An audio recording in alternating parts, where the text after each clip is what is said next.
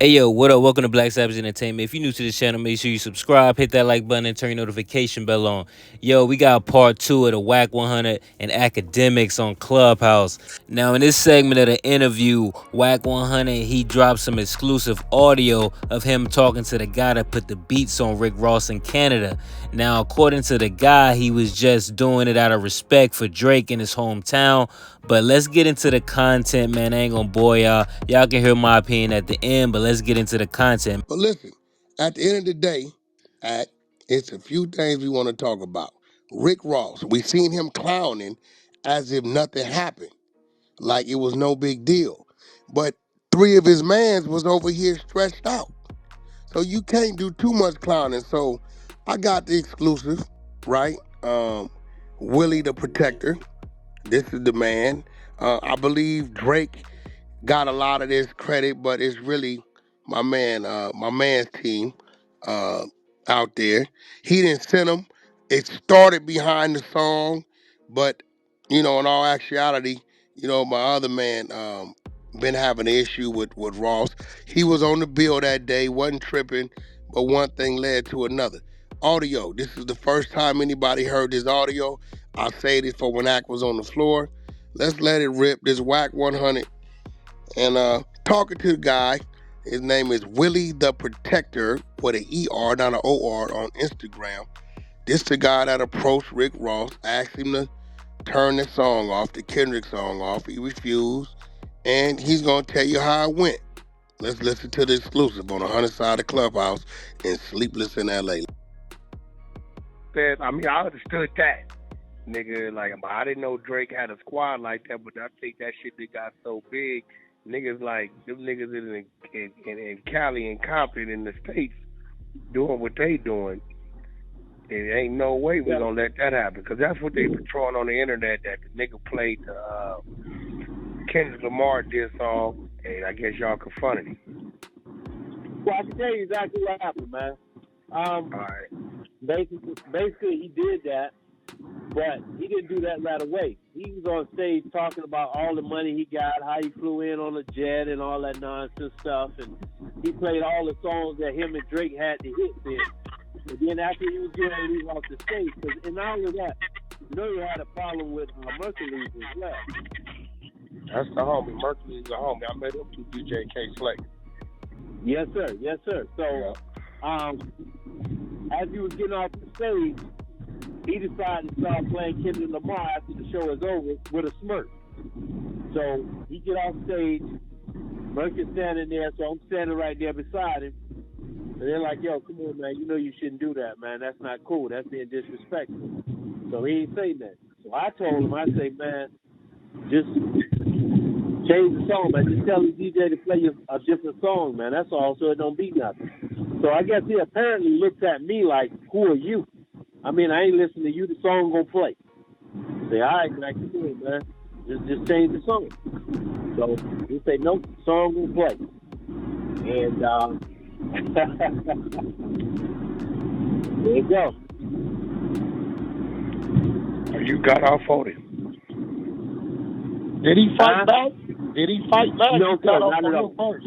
No, his security, his bodyguard, which is like twice my size, he decided to grab me after, he was, one guy was reaching over me to try to take a picture, but he kept knocking his hand out of the game. So I decided to say, you know what, come on, man, just relax yourself, man. So then he kind of swiped my hand, but then I put my hand back on him because I wanted to know where he was at. A little trick that I did. So when the guy swung on him at the end, behind me, then that's when he decided to grab me. And when his security grabbed me, then that just really got it all going. So was that his DJ? It looked like his DJ was stretched out. Who was that stretched out? I seen somebody stretched out. Oh man, yeah. They every one of them was stretched out. Even before you see, because when I started with him, when he was grabbing me, then after I dropped him, once he hit the ground, because I caught him with the hand right. Security or the DJ? The security. That was first. So once I caught him with the overhand right, that's when my guy started just like pounding. Then he got up. Then it got crazy. Now the DJ, he just, oh my God, he didn't just go to sleep. He just really was out. Just, I don't know where he was on the. I don't know. He was just totally out. What was Rick Ross doing all this time? Watching and trying to get out there. Yeah. The nigga was fighting back high. You know what he was doing? No, he wasn't fighting back. He was just looking. And he grabbed the bottle at the end. But he he tried to make his way out the gate. That's all he wanted to do. What? So there's a video too. You'll see him running out of the gate. So the police got him out of there. How he eventually get to safety? Nah. Security ended up getting him out of there. Yeah, security got him out of there. Police never showed up. Police never showed up. Yeah, well, shit. He rolled the dice. It looked like Drake still got love in his motherfucking country. Well, it's two things that happened. Because he had that little thing, a lot of people love Mercury's over here. I love Merc. Now, Merc and Drake run in the same circle. Gotcha. Yes, sir. Gotcha. Obviously, you know there's a lot more to the story before it's in that circle. So, yes, sir. Gotcha. Yo, so Drake didn't even have to call no dogs. It was just what it was. They got so many different stories. They got so many different stories going on, man. They saying it was Drake OVO.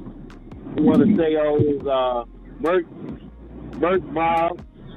They didn't want to say it with the fans, so they don't really know what's going on. So who y'all represent? It was just what it was? Let's say it again. I mean, who you represent? It was just like a straight respect thing, and you ride with Drake Merc. No, I was hired to work with Merc. Alright, Merc was more that thing.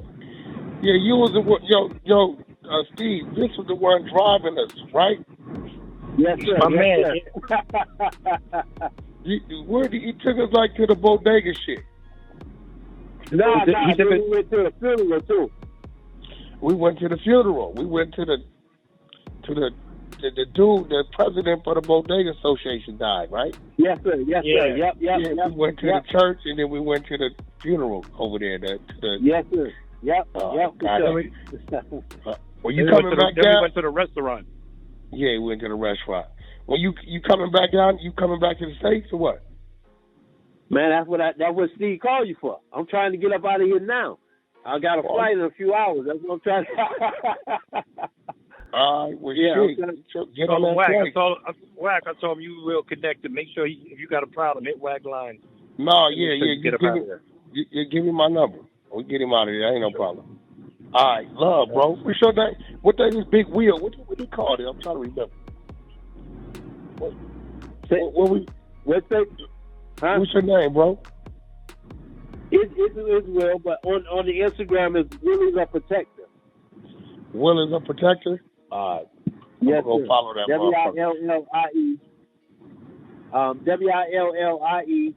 WILLIE Protector, and Protector is spelled with ER. Willie the Protector. All right. You the one to get off first, confronted the nigga Rick Ross, whooped us a kid. Well, get on back, man. We're going to put it together. Come on back. Yeah, we definitely talk, man, once I get back. All right, come on there's back. a lot more stuff. You know what I mean? I'll touch bases with Merc, you know what I mean, see what is what, and then, you know what I mean, what I can really say and all that stuff. And then we go from come there. on back. Let Merc know it's for me. He know who I am through Slate. Okay, yes, sir. No, of course you know. Man, you watch the show all the time. yeah, there you go. Let's get back, man. We was just on tour with Snoop. All month. Okay. Yeah, that's love. Yeah. So I definitely, man, it's an honor to holler at you, Wack. And I'll definitely be talking back with you, man. I'm gonna let Steve control everything. Let me know. Let me know. All right. Yes, sir.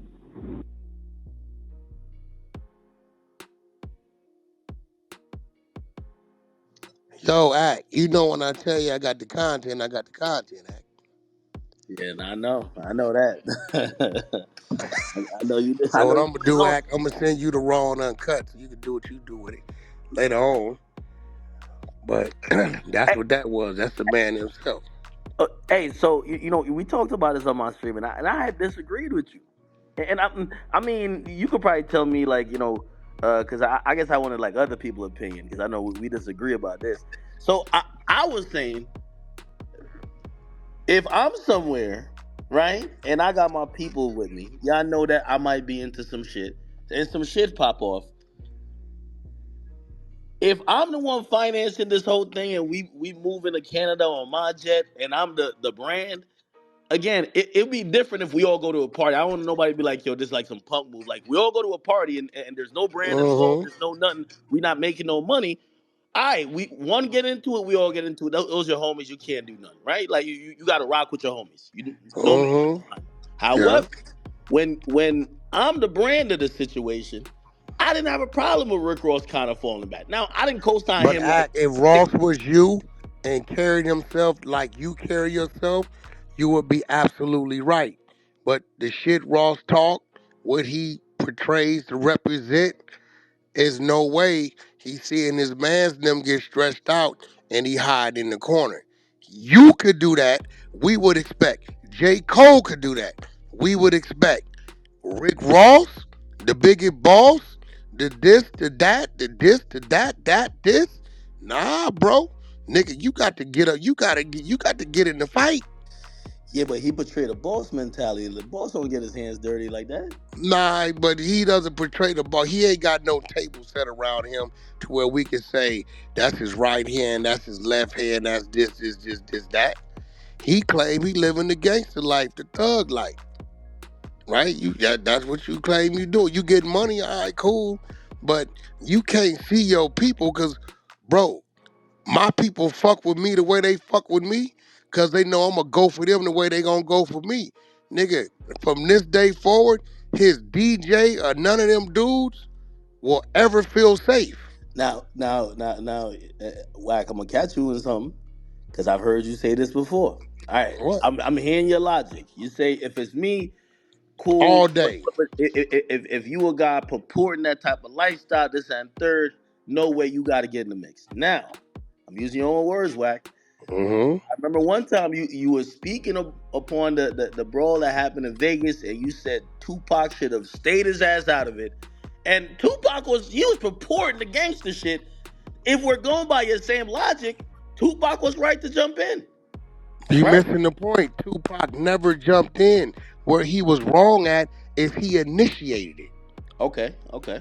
He initiated it. Now you on the West Coast jungle. You got 20 niggas right here, decorated soldiers and warriors, and you got the boss. You got niggas fresh out the pen on parole, all that. Niggas really from Compton who this nigga done did something to their people. They know who he is. They understand what he is and what that is, and they know we just can't touch him and let him get away. And in this environment, Caesar's Palace and shit, where it's a million trillion cameras, we know Suge on joint suspension. 6, 7 other homies on high control parole. We can't do that right here. They can't kill the nigga right here and get away. So why even fuck with him? Because we know if we touch him and he get away, somebody gonna die. If not one of us, by the time we get back to LA and Compton, somebody gonna be dead on our side. By some bullshit. Tupac went over there himself. When he went over there, he ran over there and kicked that off. He forced the draw of everybody to get involved in that. All right, I get that. I get that. Yeah, that's the difference. You notice Suge didn't go over there. You didn't see Suge the first one over there. Let me ask you a question though.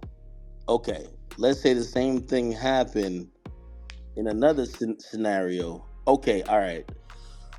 Even though this is not like a gangster environment, say something happened and Birdman is there, and Uh-huh. oh, all right. Remember when Birdman go up to the Breakfast Club? He had a bunch of niggas with him. Rollo was one of them Mm-hmm. too. Yeah. They shit had popped off. right? Shit now pops off. I don't expect Birdman to get involved. It's the reason why he brought 40 niggas Well, up you there. missing the point. This is a situation that Birdman was in. He was in a winning situation, right? He wouldn't have been, his mans wouldn't have been taken. Now let's just say Birdman would have went up there with two niggas or one nigga, and he take off on Charlemagne, right? And Envy jump up and help, bro. And now Birdman's man getting his ass whooped. Birdman got to get out. You can't run out the building. No, nigga, what you Sure, he mean? wasn't selective politicking with it because Hell no. You got to remember, we talking about a situation where your side is taking the L and you are the only one left with some strength, and maybe you can stop this nigga from getting his brain stomped out or this nigga from getting his ribs kicked out. Everybody's stretched out and they still going to work on your people. Do you sit in the corner and hide and do nothing, or do you run, or do you come try to help? now I also look at it like this though, man. You know, respectfully, I'm not saying Ross never had a gangster background. I guess he did, but like these I days, don't think he has. you say yeah. I don't think Ross never had a gangster background. It's his Well, he raps persona. about it. He raps, Yeah, but there you go. now I don't think that's really how he purported. He every time I see Ross now, I feel like I'm looking at a businessman who used to be a street nigga. Like it's kind of like Jay-Z. Like you don't look at Jay-Z when you see him now and be like, yo, that's a street nigga. You can't be like, oh yeah, he was in the streets, but right now he's a businessman. So let me Does ask that you a change the rules question. a Do bit? you think if Jay-Z is with two of his mans and they getting whooped out, I don't know, you think Jay-Z will run, or he think he'll help him? You know what? I think he would too. no, no, you know what it is right now. I think he would I like too. Ross. I ain't gonna front. I don't think Benny Siegel will run. I think Jay-Z will run. Now I like Ross, and I think that's why like. Now I really fuck with Ross, and also his DJs like my man's, like Sam Sneak. That's my man's right there. So let I me checked up ask on you the a DJ. question. Yeah. If it's me and my team Mm-hmm. and Game is there, and we stretched out getting well, you think Game gonna run, or you think Game gonna help us fight? Well, Game's like a different type of nigga. Like Game's a squabbler too. Like so that's different. Like we just haven't. Like Ross has talked that type of shit, but we ain't never seen Ross in those. You know what I mean? But Like that's what we I'm saying. People believe what you say sometime, Act. at this People point though, the believe what you people say. who getting it in and the people who like the situations we've heard about with Ross is, you know what I mean, usually if it was a confrontation he had people around him, or you know what I mean, it was just some other unfortunate situation like remember I don't even know who he was beefing with when his car had gotten shot They up hit and his car like 12 times. that's hey again, you know what I mean. Now the game we've heard him beating up a nigga with a phone in his hand. We've heard him smacking the shit out of a nigga at a basketball game. You know what I mean? We've heard all types of shit, catching fades and more, all of that. Hey, you know what I mean? That's somebody who you expect something different from. Ross, I don't know. So maybe we should, what is it? Maybe we should, on the side of certain artists, when it says explicit lyrics, maybe we should put fiction or non-fiction on the side of them, so people know, look, this is what they're saying, but they're nothing like this. The only thing, and I'll even make a counterpoint to my own point. I think when they confronted Ross, like, you know, I'm not good at lip reading, but I heard enough what he was saying. He basically was saying, yeah, yeah, nigga, I'm here. And what? Like, I think people just thought Canada was pussy, right?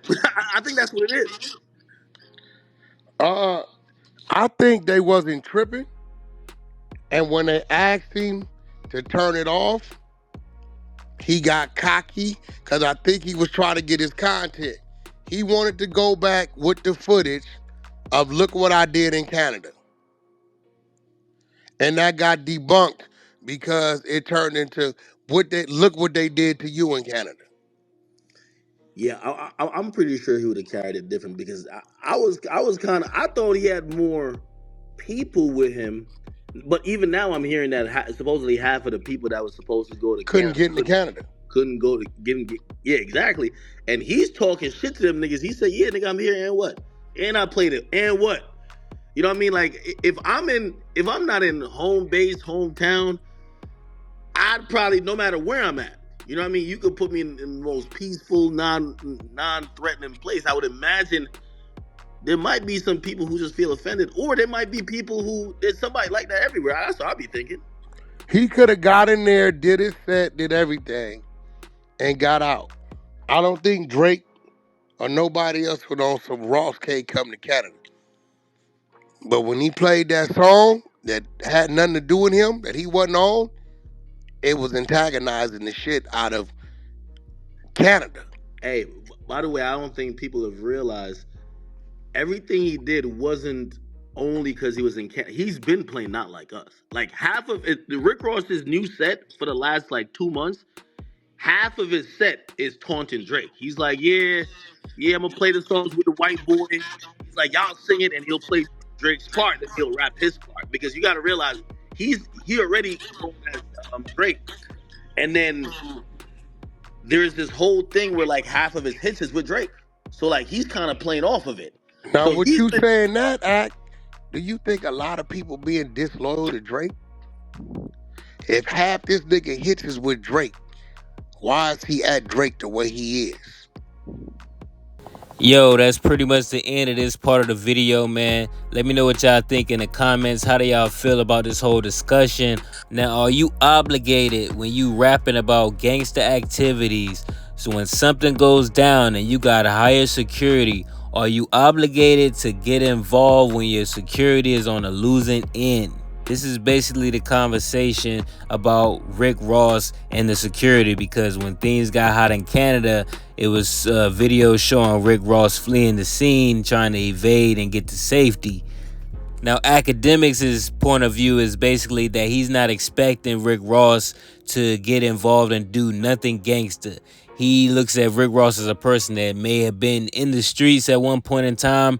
He's made it out. He's successful. He's a businessman at this point. So Akademiks is not expecting Rick Ross to get involved. But Wack 100 is saying, but hold on, Rick Ross is rapping about he doing this. He's the biggest boss. He's a gangster. He should be, getting involved when your security start taking the L and they start getting the beats put on them. You got to jump in and try to save face and get one off and, hold your team down. Wack 100 said that's the difference between him and everybody else. He's ready to go first before the security is going to go.